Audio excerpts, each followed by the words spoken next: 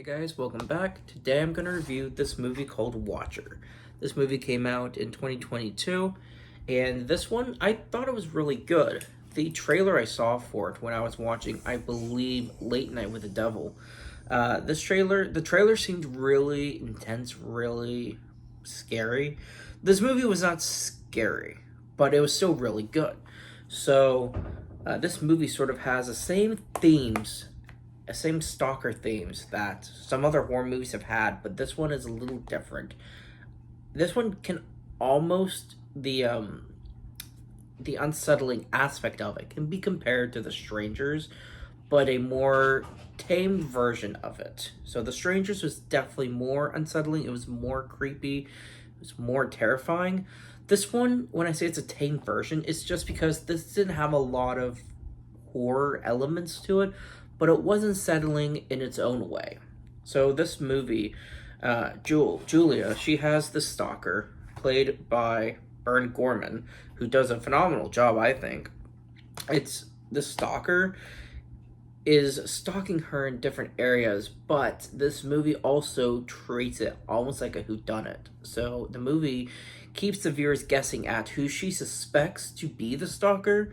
The movie keeps you guessing at whether or not he really is stalking, whether he really has an actual explanation for his actions, if he's even the same guy that she suspects is the one in the window across from her apartment. If you've seen this trailer, she sees the apartment across from hers. There's this guy standing in the window, and always she feels staring at him or staring at her.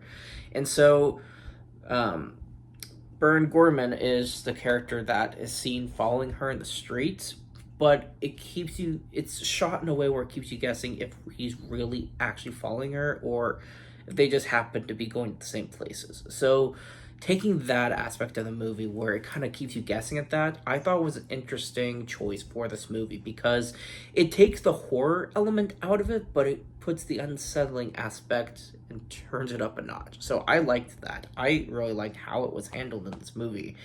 And this is also, even though it takes place in the city, this movie has just a handful of characters. So you have Julia, you have her husband, and then you have Bern Gorman's character. And so he's really unnamed for most of the movie. And so that's why I'm calling him by the actor's name. And so those are really the three characters. There is a side character. Julia has a neighbor that gets minimal screen time. So I guess really there's about four characters in this movie. Even though there's a ton of extras in the background throughout the movie. So I thought it was really good. A lot of the unsettling scenes is seeing him staring into the window when they're doing their own thing. And at one point, you have to wonder, couldn't they just close the curtains? But, that's not really thought of as far as these characters are concerned in this movie.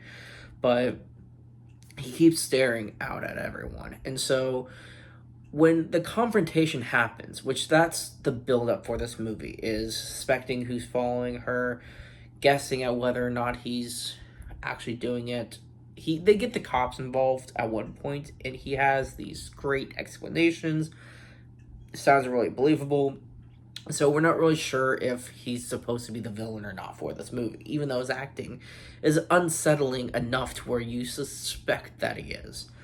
But after the cops get involved, they bring him straight to Julia's door, and he's the one that filed a complaint saying that she's stalking him. And so getting the cops involved, saying that it's a misunderstanding and they're done with it. Now she knows police aren't going to get involved, and it becomes a matter she has to handle on her own. And so her husband is just sort of believing she's crazy. He doesn't believe that she's actually being stalked at all. He thinks that she's seeing the serial killer on the TV, and well, this guy has to be him.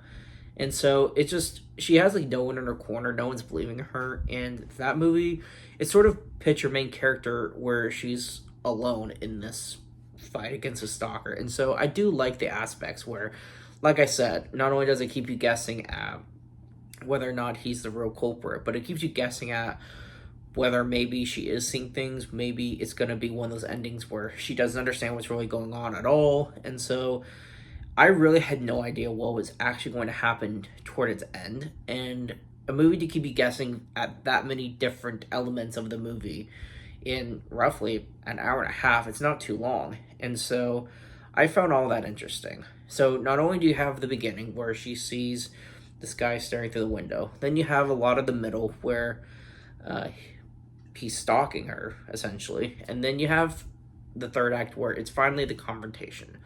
There's this big fight she has with her husband. She ends up walking the streets of the city alone, and he catches up to her. They're on the same train, and he's got this perfect excuse where he's going and why he's there, but he has this bag with him, and you don't really know what's in it. And she keeps seeing on the TV that this serial killer is beheading people, and her neighbor at this point is gone missing.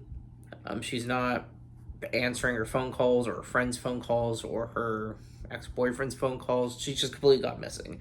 And so you start to wonder, could a head be in the grocery bag, basically? And it's those creepy elements that I think kept this movie interesting for me all the way through. And on this train, you have this confrontation where he's not speaking for the first time in this movie, but this is the first long conversation he's having with her. And you're getting creepy vibes from him where he's basically saying after everything that she's done to him, she owes him an apology.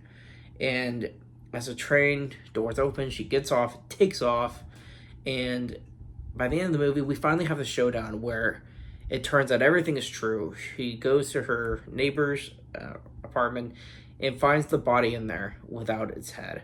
And there he is. There's the stalker, the same guy she's believed it was the whole time. Attacks her, ends up cutting her, and we assume that she's bleeding out.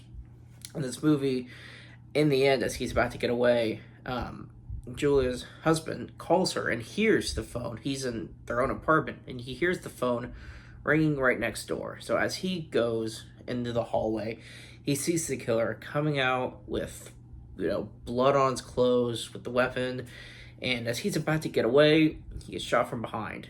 And Julia finally gets a shot off on him. And so, as he's bleeding out, he's done for. She finally survived. The neighbors are all wondering what's going on. They've all left their rooms. They're all staring at her.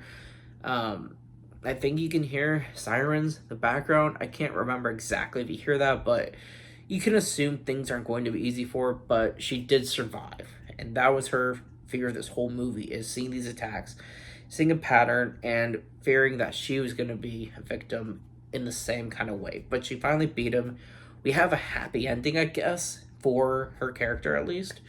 And like I said, that's where the movie just cuts. Right after it's seen that she's the one that shoots him. So this was an interesting movie. Like I said, it can be compared to The Strangers as far as the whole stalking vibe is concerned, even though it's not exactly the same thing in this movie, but I liked it a lot. I thought it was interesting. Like I said, it's an hour and a half. It's an easy watch.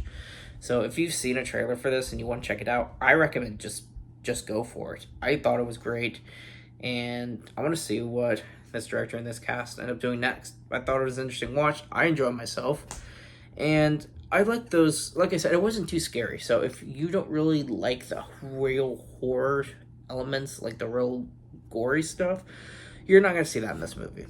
So give it a watch. I liked it. If you've seen it, let me know what you think. Thanks for watching, guys, and I'll see you all next time.